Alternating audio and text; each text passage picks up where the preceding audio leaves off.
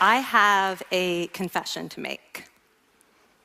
But first, I want you to make a little confession to me. In the past year, I want you to just raise your hand if you've experienced relatively little stress. Anyone? How about a moderate amount of stress? Who's experienced a lot of stress? Yeah, me too. But that is not my confession. My confession is this: I am a health psychologist, and my mission is to help people be happier and healthier. But I fear that something I've been teaching for the last 10 years is doing more harm than good, and it has to do with stress.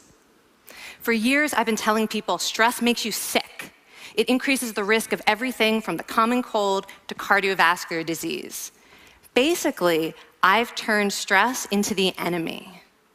But I've changed my mind about stress. And today, I want to change yours. Let me start with the study that made me rethink my whole approach to stress. This study tracked 30,000 adults in the United States for 8 years. And they started by asking people, how much stress have you experienced in the last year? They also asked, do you believe that stress is harmful for your health? And then they used public death records to find out who died. Okay, some bad news first. People who experienced a lot of stress in the previous year had a 43% increased risk of dying. But that was only true for the people who also believed that stress is harmful for your health. People who experienced a lot of stress but did not view stress as harmful were no more likely to die. In fact, they had the lowest risk of dying of anyone in the study, including people who had relatively little stress. Now, the researchers estimated that over the 8 years they were tracking deaths, 182,000 Americans died prematurely, not from stress, but from the belief that stress is bad for you. That is over 20,000 deaths a year. Now, if that estimate is correct, that would make believing stress is bad for you the 15th largest cause of death in the United States last year, killing more people than skin cancer, HIV, AIDS, and homicide. You can see why this study freaked me out. Here I've been spending so much energy telling people stress is bad for your health. So this study got me wondering, can changing how you think about stress make you healthier? And here the science says yes. When you change your mind about stress, you can change your body's response to stress. Now, to explain how this works, I want you all to pretend that you are participants in a study designed to stress you out. It's called the social stress test. You come into the laboratory, and you're told you have to give a 5-minute impromptu speech on your personal weaknesses to a panel of expert evaluators sitting right in front of you. And to make sure you feel the pressure, there are bright lights and a camera in your face, kind of like this. And the evaluators have been trained to give you discouraging nonverbal feedback, like this.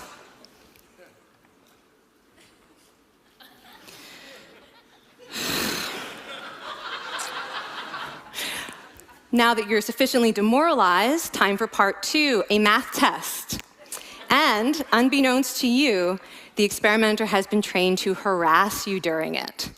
Now, we're going to all do this together. It's going to be fun. For me. Okay. I want you all to count backwards from 996 in increments of 7. You're going to do this out loud as fast as you can, starting with 996. Go.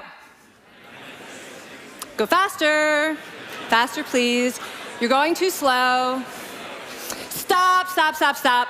That guy made a mistake. We're going to have to start all over again. You're not very good at this, are you? Okay, so you get the idea. Now, if you were actually in this study, you'd probably be a little stressed out. Your heart might be pounding. You might be breathing faster, maybe breaking out into a sweat. And normally, we interpret these physical changes as anxiety or signs that we aren't coping very well with the pressure. But what if you viewed them instead as signs that your body was energized, was preparing you to meet this challenge? Now, that is exactly what participants were told in a study conducted at Harvard University. Before they went through the social stress test, they were taught to rethink their stress response as helpful. That pounding heart is preparing you for action. If you're breathing faster, it's no problem. It's getting more oxygen to your brain. And participants who learned to view the stress response as helpful for their performance, well, they were less stressed out, less anxious, more confident. But the most fascinating finding to me was how their physical stress response changed. Now, in a typical stress response, your heart rate goes up and your blood vessels constrict like this. And this is one of the reasons that chronic stress is sometimes associated with cardiovascular disease. It's not really healthy to be in this state all the time. But in the study, when participants viewed their stress response as helpful, their blood vessels stayed relaxed like this. Their heart was still pounding, but this is a much healthier cardiovascular profile. It actually looks a lot like what happens in moments of joy and courage. Over a lifetime of stressful experiences, this one biological change could be the difference between a stress-induced heart attack at age 50 and living well into your 90s. And this is really what the new science of stress reveals, that how you think about stress matters. So my goal as a health psychologist has changed. I no longer want to get rid of your stress. I want to make you better at stress. And we just did a little intervention. If you raised your hand and said you'd had a lot of stress in the last year, we could have saved your life. Because hopefully the next time your heart is pounding from stress, you're going to remember this talk, and you're going to think to yourself, this is my body helping me rise to this challenge. And when you view stress in that way, your body believes you, and your stress response becomes healthier. Now, I said I have over a decade of demonizing stress to redeem myself from. So we are going to do one more intervention. I want to tell you about one of the most underappreciated aspects of the stress response. And the idea is this: stress makes you social. To understand this side of stress, we need to talk about a hormone, oxytocin. And I know oxytocin has already gotten as much hype as a hormone can get. It even has its own cute nickname, the cuddle hormone, because it's released when you hug someone. But this is a very small part of what oxytocin is involved in. Oxytocin is a neurohormone. It fine-tunes your brain's social instincts. It primes you to do things that strengthen close relationships. Oxytocin makes you crave physical contact with your friends and family. It enhances your empathy. It even makes you more willing to help and support the people you care about. Some people have even suggested we should snort oxytocin to become more compassionate and caring. But here's what most people don't understand about oxytocin. It's a stress hormone. Your pituitary gland pumps this stuff out as part of the stress response. It's as much a part of your stress response as the adrenaline that makes your heart pound. And when oxytocin is released in the stress response, it is motivating you to seek support. Your biological stress response is nudging you to tell someone how you feel instead of bottling it up. Your stress response wants to make sure you notice when someone else in your life is struggling so that you can support each other.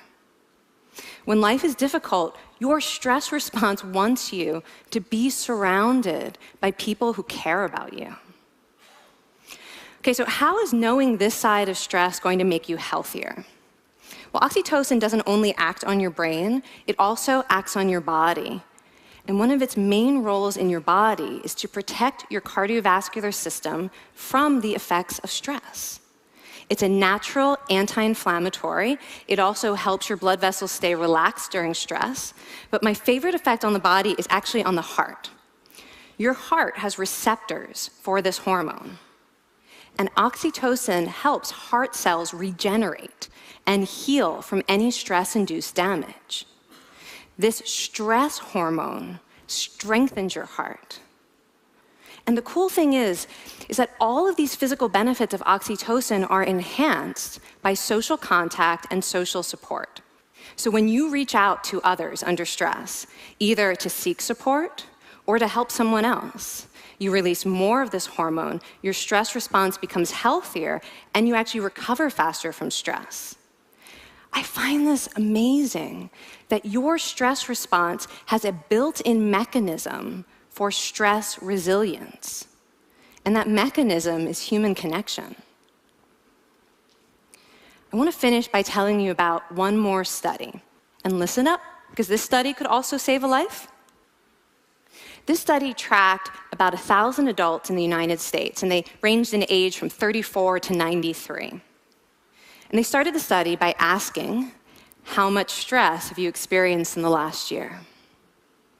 They also asked, how much time have you spent helping out friends, neighbors, people in your community? And then they used public records for the next 5 years to find out who died. Okay, so the bad news first. For every major stressful life experience, like financial difficulties or family crisis, that increased the risk of dying by 30%. But, and I hope you are expecting a but by now, but that wasn't true for everyone. People who spent time caring for others showed absolutely no stress-related increase in dying, 0. Caring created resilience. And so we see once again that the harmful effects of stress on your health are not inevitable. How you think and how you act can transform your experience of stress. When you choose to view your stress response as helpful, you create the biology of courage. And when you choose to connect with others under stress, you can create resilience. Now, I wouldn't necessarily ask for more stressful experiences in my life, but this science has given me a whole new appreciation for stress. Stress gives us access to our hearts. The compassionate heart that finds joy and meaning in connecting with others. And yes, your pounding physical heart working so hard to give you strength and energy. And when you choose to view stress in this way, you're not just getting better at stress, you're actually making a pretty profound statement. You're saying that you can trust yourself to handle life's challenges. And you're remembering that you don't have to face them alone. Thank you. Thank you.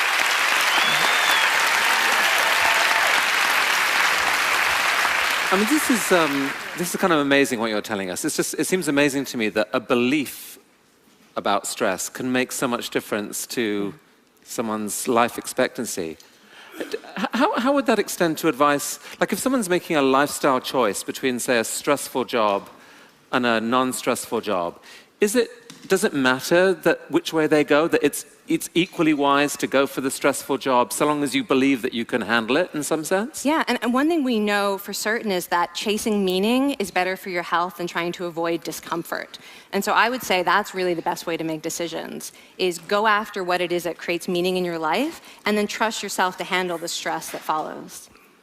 Thank you so much, Kelly. Thank you. It's really cool.